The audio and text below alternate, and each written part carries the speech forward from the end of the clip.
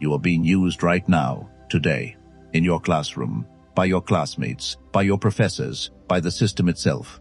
And the worst part, you do not even know it is happening.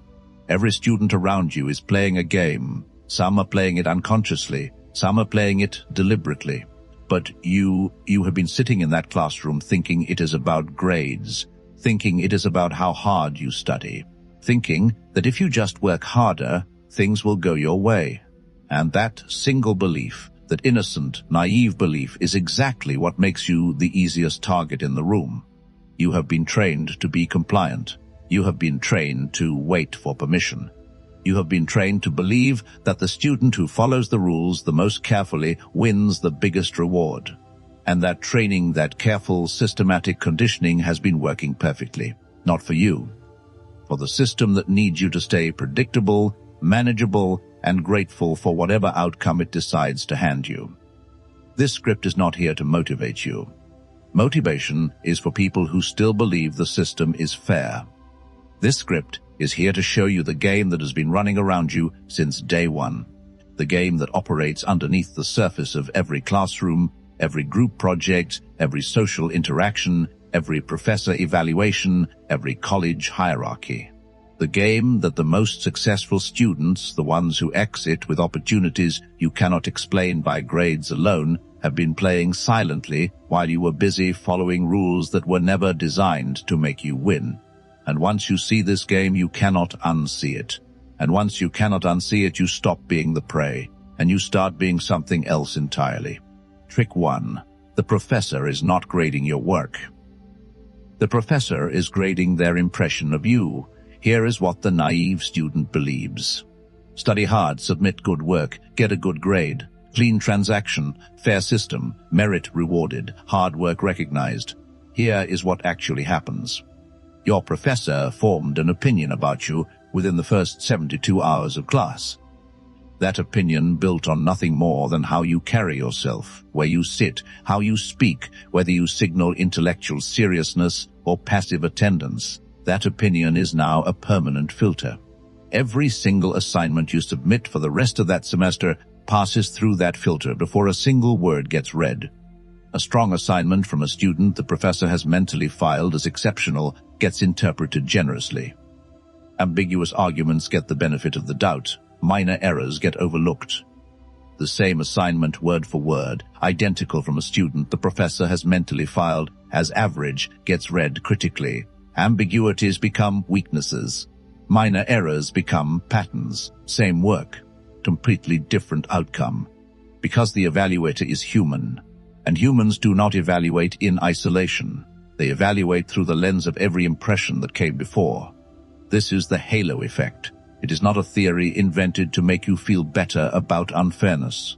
It is one of the most documented, most replicated, most consistently confirmed psychological phenomena in behavioral science. A positive first impression does not just make someone like you more. It actively bleeds into every subsequent judgment that same person makes about you permanently, quietly, without the professor ever being consciously aware it is happening. Their brain has already decided what category you belong to. Everything after that is confirmation. So here is what you do. You walk into that first class and you do not perform eagerness. You do not sit in the front row. Front row signals anxiety, the desperate need for external validation, a student who requires the professor's attention to feel secure. That is not power. That is visible insecurity. You sit 2 rows back, center position, direct line of sight without physical proximity that reads as pressure, composed, unhurried, present without being performative. Within the first week, not the first day, the first week you ask one question, not from the textbook, not something any unprepared student could ask. Something specific to that professor's published research, their academic specialty, their intellectual identity. Something that signals you exist in their intellectual world beyond the 4 walls of that classroom. You are not asking because you need the answer. You are asking because that single, precisely targeted question sends one clean signal directly into the professor's ego. This student sees me as a thinker, not just a teacher. From that moment, without a single dishonest word exchanged, Your work is no longer evaluated through the same filter as everyone else's work. You engineered that, deliberately, coldly, and completely within the rules. Trick 2. Your reputation is not what you do. Your reputation is what other people say about you when you are not there. Most students spend all their energy performing for people directly in front of them. They work hard in class to impress the professor sitting 3 feet away. They try to be likable in conversations happening in real time. They perform for the audience they can see. This is amateur-level thinking.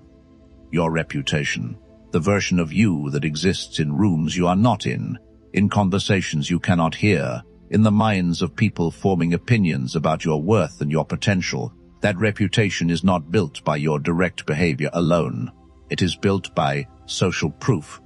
And social proof is not something that happens to you. It is something you construct. Here is the mechanism. The human brain is cognitively expensive to run.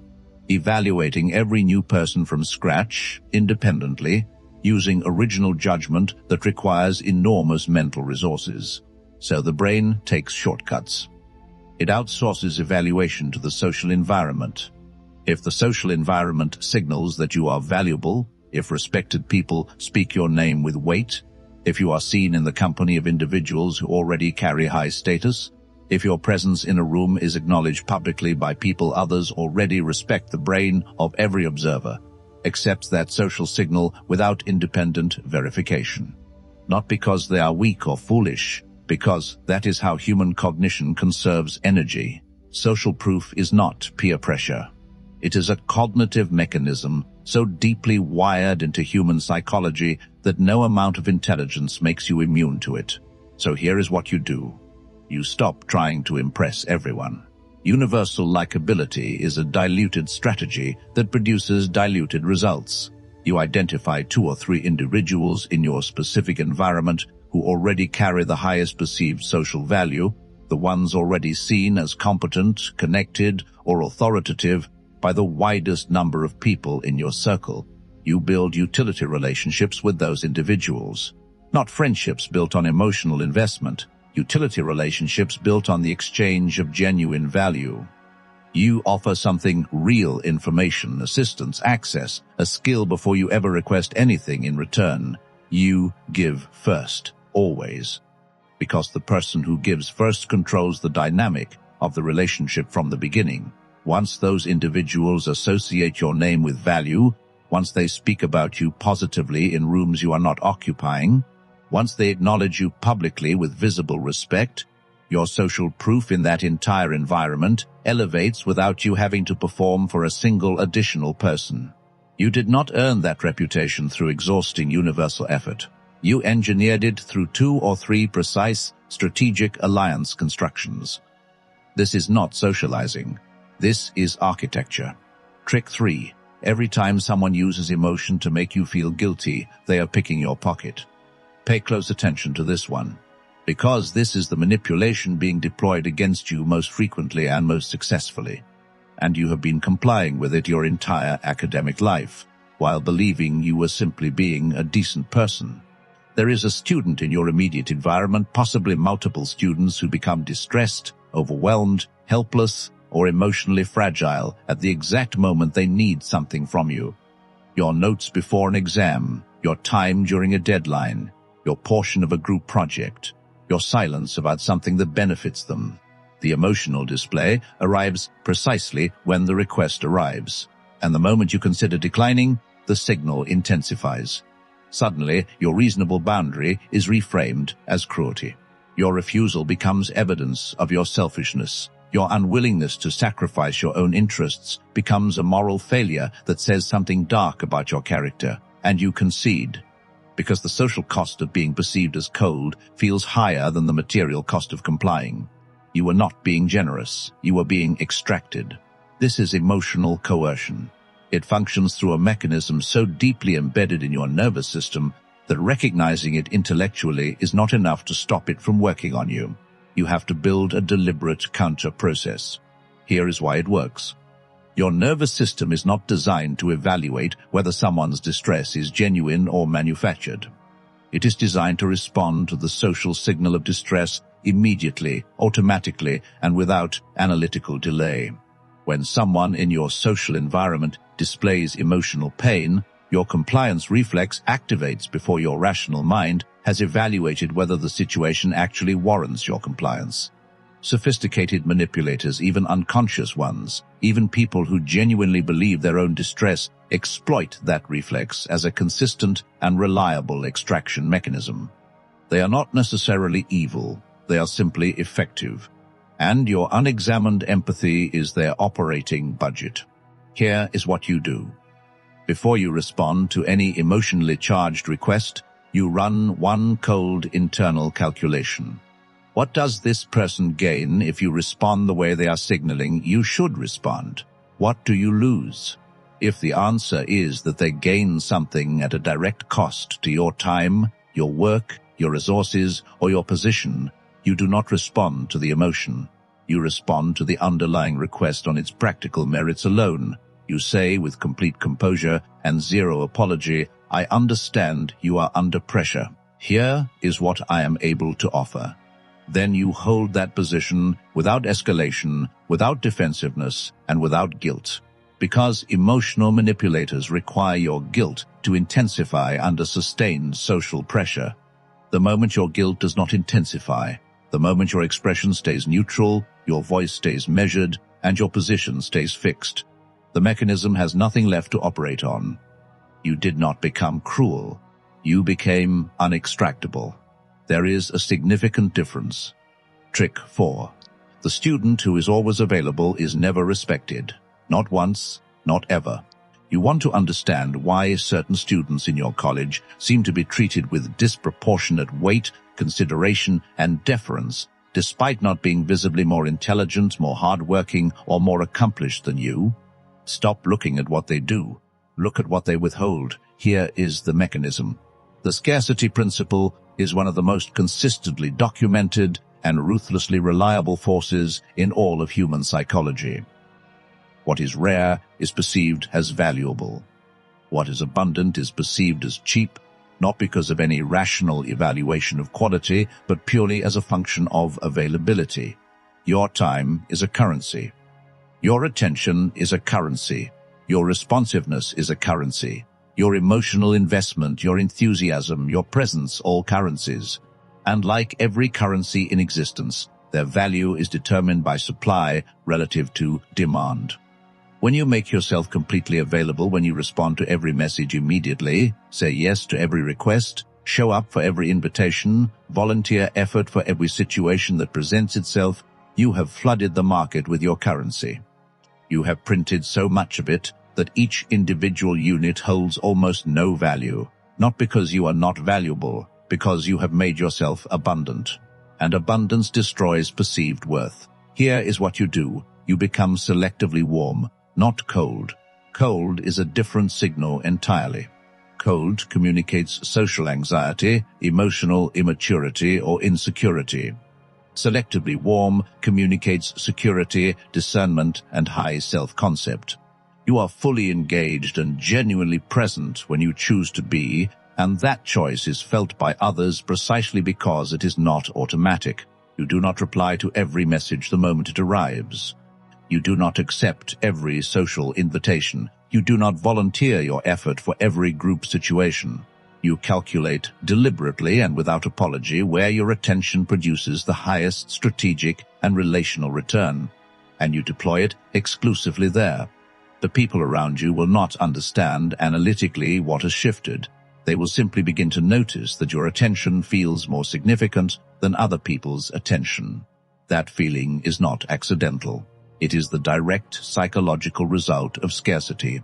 You manufactured it with precision, without saying a single word about your own value. Trick 5.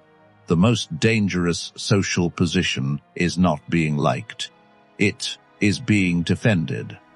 Likability is the most fragile currency in any social environment.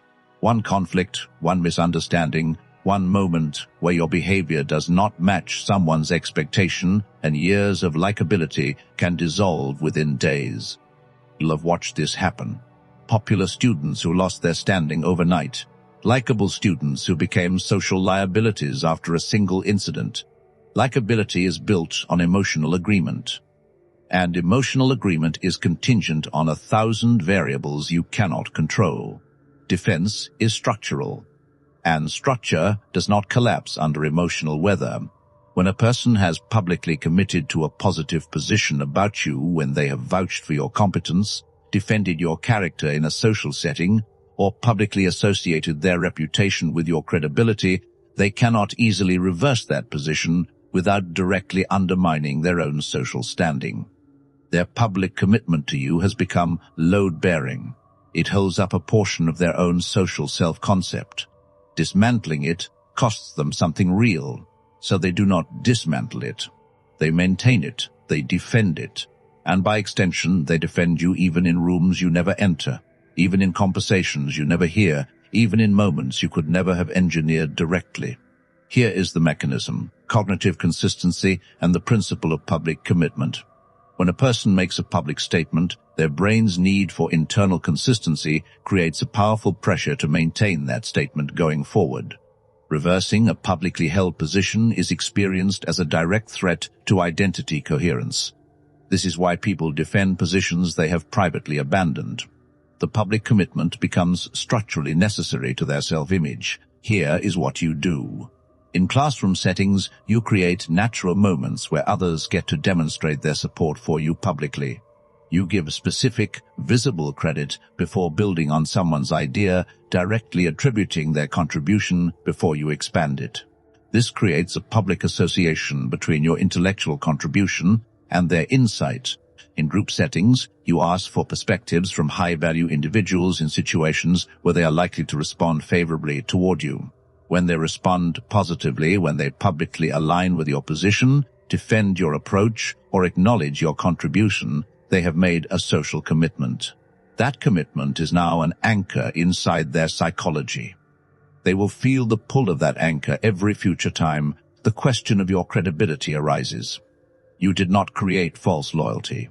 You created social conditions where loyalty became the psychologically convenient default. The distinction is that you designed the conditions. They simply responded to them. Trick 6. Silence is the coldest power. Move in any room, and almost nobody has the nerve to use it. The student who speaks the most in class is almost never the student with the most actual power in that room. Most students have been conditioned to believe that verbal output equals social presence, that contributing constantly signals intelligence and engagement, that filling silence demonstrates confidence. Every one of those beliefs is wrong, and every one of them is working against you. Watch the student who speaks constantly in every seminar, every group discussion, every classroom exchange. Watch how the room begins to process their contributions as background present but not prioritized, heard but not weighted. Watch how their constant output gradually trains every observer to expect and therefore discount whatever they say next. Now watch the student who speaks rarely, who sits through multiple exchanges without urgency, without the visible anxiety of someone who needs to contribute, to feel secure, who enters the conversation at a precise moment with a precise statement delivered without hedging, without filler, without seeking the room's approval through tone or body language. Watch how the room orients. Watch how the silence that preceded their contribution made the contribution land differently.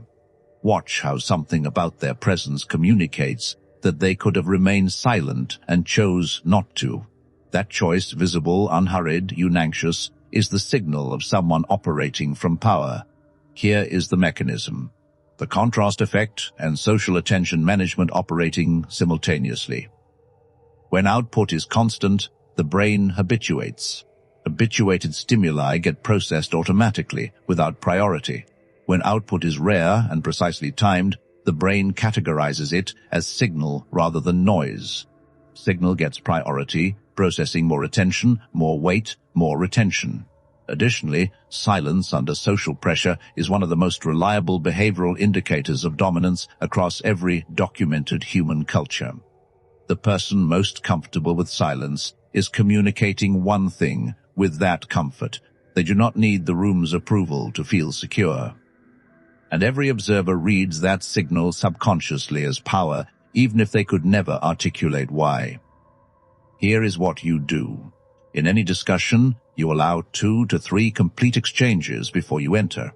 You observe the direction, you identify the highest value entry point, and you deliver your contribution once without repetition, without hedging language, without the upward inflection that turns statements into questions seeking approval. When your point is challenged, you do not immediately defend or counter-explain. You pause. 2 full seconds of deliberate, composed silence. That pause communicates before a single word of response that you are not threatened by the challenge, that you are not scrambling to protect yourself, that you are responding from a place of security rather than anxiety. Every observer in that room processes that 2-second pause as a dominance signal. You said nothing, and those 2 seconds said more than a paragraph of defensive explanation ever could. Trick 7. Every relationship you build in school is either a future asset or a future liability. There is no neutral. Most students treat every academic relationship as episodic, relevant during the interaction, forgotten when the semester ends. This transactional amnesia, treating people as temporary resources rather than long-term strategic assets, is the single most expensive mistake you can make inside an educational institution. Because academic environments are not isolated bubbles. They are the first layer of the professional and social network that will determine the quality of your opportunities for decades. Every professor you impress, every high-value peer you build genuine utility with, every administrator you interact with deliberately and respectfully. These are not just social interactions happening in real time. These are deposits into a compounding account. And like every compounding account, the deposits made earliest produce the most disproportionate returns later. The professor you impress strategically in your first year still holds that halo-filtered impression when you need a recommendation letter in your final year, the recommendation that determines your next 5 years. The peer you built a genuine utility relationship with in your first semester becomes a professional contact, a gatekeeper, a collaborator, sometimes a decision-maker, often at a moment you could not have anticipated and cannot manufacture from scratch. The reputation you engineered through precise social proof in your early college period shapes every subsequent interaction in that environment and echoes beyond it into every connected network. Here is the mechanism. Social capital compounds exactly like financial capital. Small, consistent, strategically placed deposits made early produce returns that grow disproportionate to the original investment over time, and the inverse is equally precise. Burned relationships, public conflicts, extracted trust, broken commitments. These are social liabilities. And liabilities compound too. Academic environments are smaller and more interconnected than they appear from inside them. Reputation travels through networks you cannot see. Impressions persist far beyond the contexts in which they were formed. The student who understood this dynamic from the first week of the first semester exits with a structural network advantage that no amount of last-minute grade performance can replicate. Here is what you do. At the beginning of every academic year, you conduct a deliberate social landscape audit. You identify which specific relationships with which professors, which peers, which administrative contacts, which upperclassmen hold the highest structural value over a 2 to 4 year horizon. Not the most pleasant relationships, the most strategically valuable ones. You invest in those relationships with the same cold intentionality you would apply to any long-term high-return objective. You track what you have offered and what has been offered, not obsessively, but with clear awareness. You never over-extract from any single relationship, because relationships that feel imbalanced to the other party collapse, and a collapsed relationship does not return to neutral. It becomes a liability that can actively work against you in networks you never directly observe. When your time in that institution ends, you do not simply disappear. You make deliberate closing moves. You acknowledge specific contributions in memorable, precise ways, not generic gratitude, specific acknowledgement that signals you paid attention. You maintain low-maintenance contact that keeps the relationship alive without demanding ongoing investment from either side. You remain periodically present in the awareness of your highest value contacts, so that when relevant opportunity moves in their world, your name is already inside the room before you ever ask to enter it. You have been operating inside a system that rewards social intelligence at a rate that dramatically exceeds the reward for academic performance, and nobody disclosed this to you. You were handed a set of rules designed to keep you gradable, manageable, and grateful for whatever outcome the system decided to allocate you. And you followed them, because the alternative framework was never offered. The 7 mechanisms in this video halo effect: engineering, social proof architecture, emotional coercion neutralization, scarcity deployment, public commitment anchoring, strategic silence, and social capital compounding. These are not clever shortcuts. These are the actual operating codes of every human social environment you will ever occupy for the rest of your life. School, college, career, every room, every institution, every hierarchy, every relationship with a power differential. They all run on these same dynamics. The only variable that has ever mattered is whether you are running these mechanisms or they are running you. You were not in that classroom to absorb information. You were in that classroom to build power, construct reputation, engineer perception, neutralize manipulation, and exit with compounding structural advantages that produce returns for decades. Everything else, the grades, the attendance, the performed enthusiasm, is theater for an audience that will not remember your GPA 5 years from now. Most people who encounter this information will feel the recognition, feel the shift, and then return tomorrow to the naive version of the game. Because awareness is an uncomfortable place to live. Because it is easier to believe the system is fair than to accept that the system has been playing you.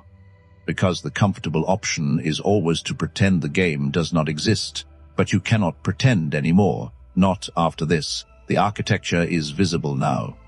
And you are responsible for what you do with that visibility. Repeat this once. Not as motivation, as a contract with the only version of yourself that will still be watching when everyone else has stopped paying attention.